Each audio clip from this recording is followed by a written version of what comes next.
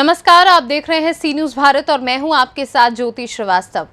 प्रयागराज में भागीदारी पार्टी के राष्ट्रीय प्रमुख महासचिव डॉक्टर महेश चंद्रा प्रजापति ने बृहस्पतिवार को बसवारी अंदावा प्रयागराज में प्रेस वार्ता की। इस दौरान उन्होंने कहा कि भागीदारी पार्टी ने उत्तर प्रदेश में हो रहे नगरीय निकाय चुनाव में पार्टी ने प्रत्याशियों की दूसरी सूची जारी कर दी है। उन्होंने कहा, भागीदारी पार्टी बिजली बिल की माफी, पानी, स्कूली बच्चों को आवागमन जैसे सभी मुद्दों को लेकर जनता के बीच में जाएंगी और इनकी इस समस्या से निजात के लिए वोट मांगेंगे। वहीं श्री प्रजापति ने सरकार पर तंज कसते हुए कहा कि भाजपा में कोई सुरक्षित नहीं है। अगर किसी के घर में एक अपराधी है तो उसकी सजा पूरे परिवार को नहीं मिलनी चाहिए। बुलडोजर बाबा के बुलडोजर निरंतर गरीबों पर भी चल रहे हैं। वहीं प्रेस वार्ता में मुख्य रूप से राष्ट्रीय उपाध्यक्ष ज्ञान सिंह, राष्ट्रीय महासचिव कीर्ति प्रकाश द्विवेदी समेत कई पदाधिकारी उपस्थित रहे। नगर निकाय चुनाव को लेकर के आपकी क्या रणनीति है, इसके बारे में देखिए, आज भागीदारी पार्टी द्वारा आयोजित नगर निकाय चुनाव को लेकर आज जो ये प्रेस वार्ता की गई है, हमारे साथ में भागीदारी पार्टी के राष्ट्रीय उपाध्यक्ष भाई ज्ञान सिंह जी इधर बैठे हुए हैं। भागीदारी पार्टी के मंडल अध्यक्ष प्रयागराज सुनील प्रजापति जी बैठे हुए हैं। मंडल उपाध्यक्ष श्रीकांत जी बैठे हुए हैं। पार्टी के नेता पंकज जायसवाल जी बैठे हुए हैं। पवन जी बैठे हुए, इधर ललित प्रजापति जी बैठे हुए हैं। तमाम भागीदारी पार्टी के नेता यहाँ जगह बैठे हुए हैं। भागीदारी पार्टी के राष्ट्रीय अध्यक्ष माननीय श्री प्रेमचंद प्रजापति जी और भागीदारी पार्टी की केंद्रीय चुनाव समिति द्वारा आज मुझे मीडिया में प्रेस वार्ता करने के लिए कहा गया। आज भागीदारी पार्टी नगरीय निकाय चुनाव की दूसरी सूची आज हम जारी कर रहे हैं। पहली सूची हमने लखनऊ से प्रेस कॉन्फ्रेंस करके वहाँ से जारी किया था और दूसरी सूची में नगर निगम के 4 प्रत्याशी यानी मेयर, महापौर जिसको बोलते हैं, उसके 4 प्रत्याशियों की हम सूची जारी कर रहे हैं, जिसमें मेरठ से श्री जय कुमार प्रजापति जी को लड़ाया जा रहा है, बरेली से श्री जितेंद्र सिंह यादव उर्फ बंटी जी को और अलीगढ़ से श्री रघुराज सिंह जी को और कानपुर से श्रीमती संगीता मिश्रा जी को भागीदारी पार्टी ने अपना प्रत्याशी बनाया है। और इस निकाय चुनाव में भागीदारी पार्टी के जो भी प्रत्याशी मैदान में हैं, जिसमें से हमारे सभासद के 92 प्रत्याशी, पंचायत अध्यक्ष के 42 प्रत्याशी और मेयर का मैंने आपको बताया ही कि 4 प्रत्याशियों की आज हम सूची जारी कर रहे हैं। हमारे प्रत्याशी चुनाव मैदान में, जैसे चुनाव इस समय चल रहा है, इसके पहले भी हमारे प्रत्याशी क्षेत्र में जाते थे। शहरों की जो समस्याएं होती थी, नाली, बिजली, सड़क और आवारा पशुओं की, चूँकि जो शहरी समस्या है उससे निजात दिलाने के लिए हम जनता में ये विश्वास बनाने में सक्षम रहे कि भाई देखो, जब बारिश शुरू होती है तो शहरों की नालियाँ बजबजाना शुरू हो जाती हैं। पहली बारिश हुई नहीं कि पूरा शहर जलमग्न हो जाता है। आज शहरों में आए दिन ट्रैफिक जाम लग रहे हैं। इससे कैसे निजात पाया जाए, और छोटे छोटे बच्चे जब स्कूल घर से निकलते हैं स्कूल के लिए, तो जो आवारा पशु शहर में घूम रहे हैं, उनसे आए दिन सड़क दुर्घटनाएं हो रही हैं। बच्चे दुर्घटना का शिकार हो जा रहे हैं, बुजुर्ग दुर्घटना का शिकार हो जा रहे हैं। इनसे कैसे निजात पाया जाए, इससे कैसे छुटकारा पाया जाए, इस पर भागीदारी पार्टी ने एक अपना समीकरण बनाया है कि अगर हमारे प्रत्याशी जीत कर आते हैं तो जो पार्टी द्वारा समीकरण बनाया गया है कि इन मुद्दों पर हमको किस किस तरीके से काम करना है, उस पर हम काम करेंगे। और सबसे बड़ी समस्या बिजली की है। शहरों में रात में बिजली गुल हो जा रही है, गर्मी में 2-2 घंटे बिजली नहीं आ रही है। और उससे बड़ी समस्या है, हम चाहते हैं कि शहरों में मुफ्त बिजली सरकार देने का कार्य करे, उसके साथ साथ ग्रामीण की भी बात करते हैं। ऐसा नहीं है कि ग्रामीण की बात नहीं कर रहे हैं। इसके पूर्ववर्ती जब बुरे दिन वाली सरकार हुआ करती थी तो शहरों में बिजली का बिल 7 रुपया 8 रुपया यूनिट आता था। इस समय बिजली का बिल 14 रुपया से 14 क्या 15-16 रुपया यूनिट तक आ रहा है। गाँव में 13 रुपया 14 रुपया पर यूनिट बिजली का बिल लोग पे कर रहे हैं। किसानों को बिजली मुफ्त में उपलब्ध कराई जाए, उस पर चर्चा नहीं किया गया। आवारा पशु शहरों में घूम रहे हैं, सड़क दुर्घटनाएं निरंतर हो रही हैं, भाजपा का कोई भी नेता बोलने को तैयार नहीं है। तो जो देश की मूलभूत समस्या है उस पर कोई बोलने को तैयार नहीं है। तो भागीदारी पार्टी ने माननीय श्री प्रेमचंद प्रजापति जी की ये विचारधारा है। पार्टी के सभी नेता जो दिन रात मेहनत करके संगठन को मजबूत करने का काम कर रहे हैं, पार्टी को आगे बढ़ाने का काम कर रहे हैं। हमारी लड़ाई है कि आज़ादी के 76 साल बाद जो जातियां अपने अधिकारों से वंचित हो गई हैं, जिनको आज तक कोई हिस्सेदारी नहीं मिल पाई है, उन तमाम उपेक्षित जातियों की भागीदारी दिलाने के लिए, वो चाहे सामाजिक, आर्थिक, शैक्षणिक, सांस्कृतिक, राजनीतिक किसी भी क्षेत्र में हो, उनकी समुचित भागीदारी दिलाने के लिए भागीदारी पार्टी निरंतर लड़ रही है। देश को आज़ाद हुए 76 साल हो गया।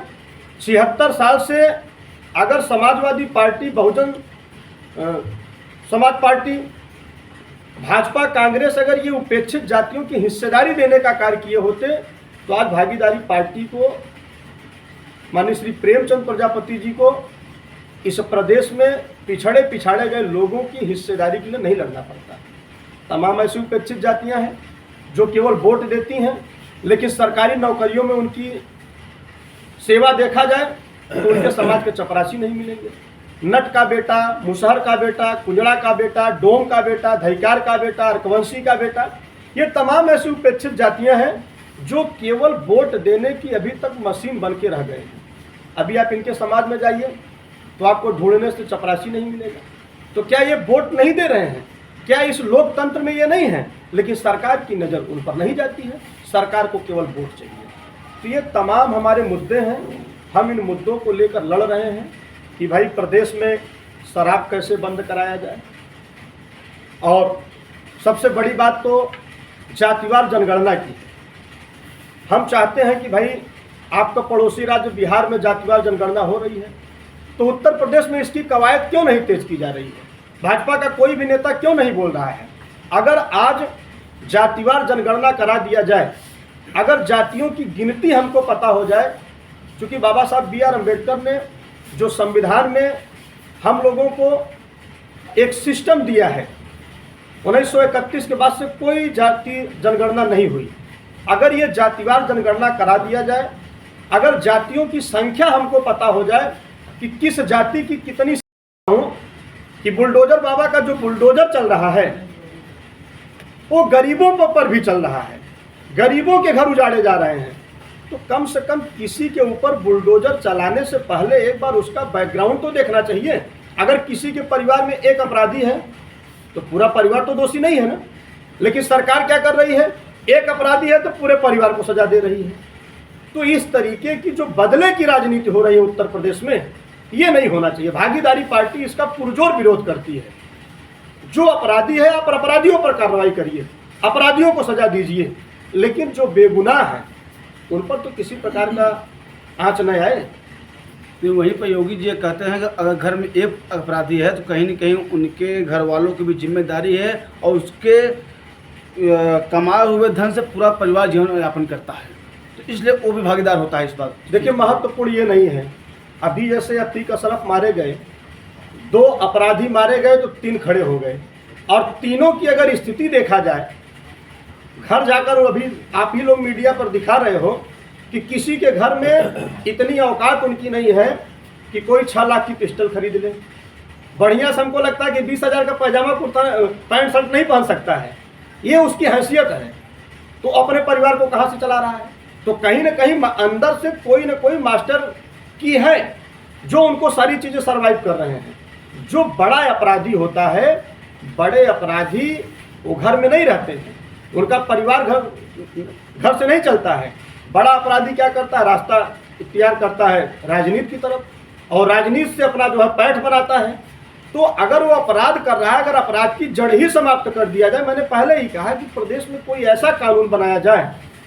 हम तो कहते हैं कि जितने भी टॉप 10 अपराधी हैं, अतीक अहमद का नंबर लगा तो मुख्तार अंसारी का भी नंबर लगना चाहिए, ब्रिजेश सिंह का भी नंबर लगना चाहिए, विनय सिंह का भी नंबर लगना चाहिए।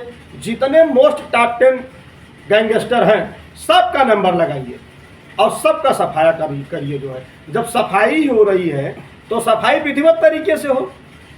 अगर हम अपराधियों की जड़ ही काट दें तो अब अपराध की सारी समस्या का समाधान तो वही जगह हो जाएगा। 2022 के विधानसभा चुनाव में आप सुहेल देव समाज पार्टी और आपकी भागीदारी पार्टी पी समाजवादी पार्टी के गठबंधन चुनाव लड़े थे, कि 2024 क्या संकेत देना चाहते हैं आप? देखिए, मैं आपको स्पष्ट कर दूं, उत्तर प्रदेश में सबसे बड़ा कोई धोखेबाज नेता है तो उस नेता का नाम है माननीय अखिलेश यादव। 2022 के विधानसभा चुनाव में डिसाइड इसलिए करते हैं क्योंकि जितनी भी बड़ी पार्टियां हैं, जब चुनाव बिल्कुल सिर पर रहता है, 2 दिन रह जाता है नामांकन का, तब ये कैंडिडेट डिसाइड करते हैं।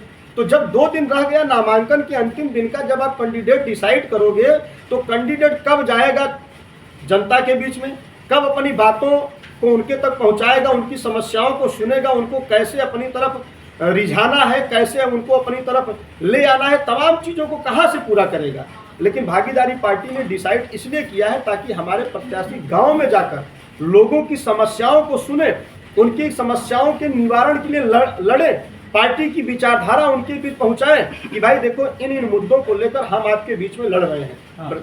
एक आखिरी सवाल महेश चंद जी, अभी आपने कहा कि अखिलेश यादव जी सबसे बड़े धोखेबाज हैं जी। वहीं पर अखिलेश यादव की तरफ से कई बार ये चीज़ आया है कि ओम प्रकाश राजभर कभी एक दल के नहीं हुए हैं, वो सिर्फ सत्ता की मलाई खाना चाहते हैं।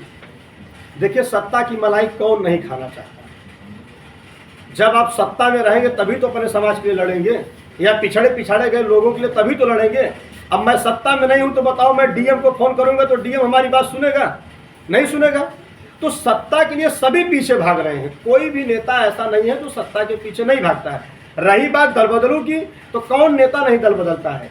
आप बताओ, बिहार में चले जाइए, नीतीश जी को ले लीजिए। यही नीतीश जी कह रहे थे कि मैं मर जाऊंगा, लेकिन कभी मैं भाजपा के साथ गठबंधन नहीं करूंगा। गठबंधन करके सरकार बनाए, मर जाऊंगा लेकिन लालू के साथ नहीं जाऊंगा। देखिए, सरकार चल रही है। तो यही भाजपा कहती थी। आपको क्या लगता है कि 2024 के लोकसभा चुनाव में ओम प्रकाश राजभर जी क्या बीजेपी के साथ जा सकते हैं? देखिए, ये उनका निजी और व्यक्तिगत मामला है।